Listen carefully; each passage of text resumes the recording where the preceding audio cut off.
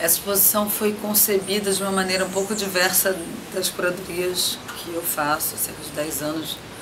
Mal ou bem, eu acho que já é possível entrever um fio condutor dessa pesquisa, que gira em torno de questões como temporalidade, uma diferença entre uma temporalidade moderna e uma temporalidade contemporânea, as consequências, né, de um tempo pós-utópico como o nosso. Uma exposição feita a partir de artistas do time da galeria e obras que existem no acervo, com o Cildo Meirelles, com Mauro Recife, com Antônio Dias, com nomes, né, grandes da nossa história da arte contemporânea brasileira, e outros nomes mais novos, Tatiana Grimberg, a Henrica Bernardelli, a Gisele Camargo, a Luísa Baldan. Elas, né, eu consegui fazer essa conversa. A paisagem tá na pintura da Gisele, tá na fotografia da Luísa, tá de alguma forma na fotografia do Mauro. As pinturas da Marcia Thompson são pinturas, mas é como se fosse o cromossomo da pintura, só o DNA da pintura, porque ela mostra só um volume de tinta que não vão pintar. Não há uma narrativa a ser pintada depois, mas sim como se fosse um ponto, né, inicial de qualquer pintura do mundo. Então eu tinha um caldo no qual eu sabia que eu poderia tentar alinhavar alguma narrativa. A princípio, eu pensei em fazer uma curadoria que girasse em torno de uma desconstrução do grid moderno, da grade moderna, de princípios da geometria construtiva, etc., etc., que guiou boa parte da produção da primeira metade do século passado. A exposição ganhou um título, né, Construções para Lugar Nenhum, e a questão da linha persiste, de uma geometria às vezes desconstruída, de uns apagamentos, de ângulos que não se fecham, mas se a gente for ver fotografias vazadas, desfocadas, sinalizam para um lugar, mas você não sabe que ponto de chegada é esse.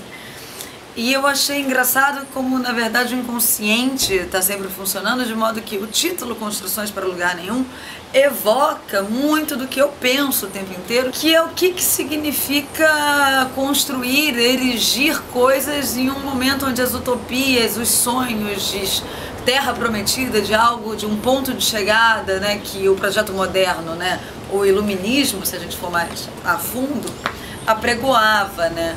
A contemporaneidade é um tempo onde, né, há um rompimento entre passado, presente e futuro, de tal modo que o passado já não ilumina, né, o nosso caminho para o futuro, e o presente se torna uma espécie de tempo contínuo, no qual a gente gira em círculos. Então não existe ponto de chegada, então é um lugar nenhum.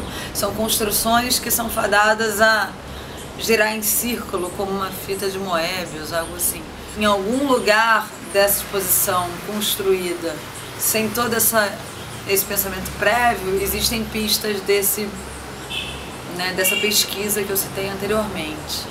É uma exposição silenciosa, né? Uma exposição que não é exatamente extrovertida, as cores não vibram, são secas. Estou mais para Nelson Cavaquinho e Guild do que para, enfim, outros artistas que possam expressar um Brasil mais solar. Acho que existe o Brasil solar, não diria o Brasil, mas existe nessa atmosfera solar uma outra atmosfera mais contida, e talvez essa marque mais presença. As conversas aqui, as aproximações não são por linguagem, e sim por ideias, sim pelo significado, tem o Mauro Recife com uma cortina que não dá muito a ver o que está atrás, uma cidade nublada, tem um reflexo. Da Luísa Baldan, que está próxima a ele, é muito límpida, né? A gente vê uma espécie de pier, de passagem, num terreno, né, com um céu esbranquiçado que leva para lugar nenhum.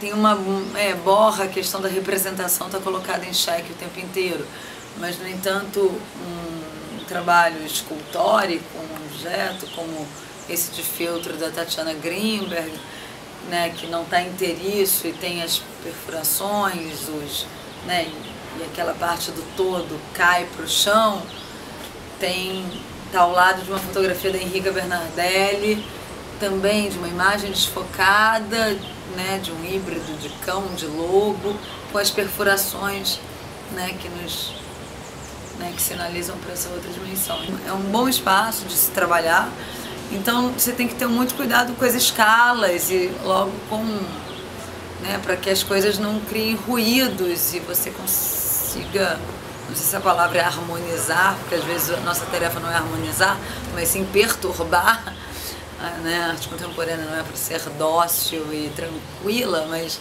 quando a gente fala em silêncio, o menos é mais, no sentido de que, né, provoque, quem sabe, uma entrada aqui, de quem quer que venha, em um estado de atenção e de tranquilidade para notar, né?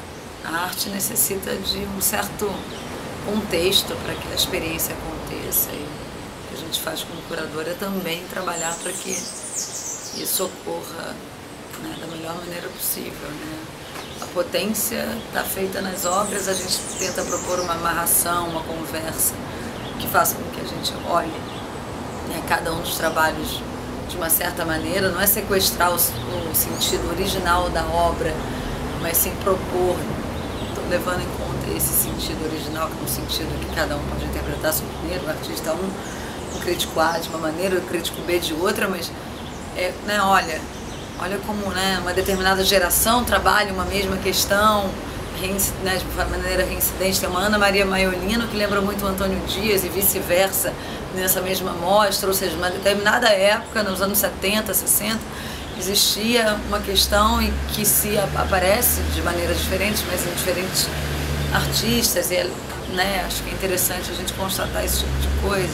O Brasil, a arte contemporânea brasileira tem uma herança muito forte, eurocêntrica, isso a gente não pode negar. Mesmo dentro da América Latina, a gente tem uma cara muito menos de latino-americano e se aproxima muito mais de uma arte europeia e norte-americana.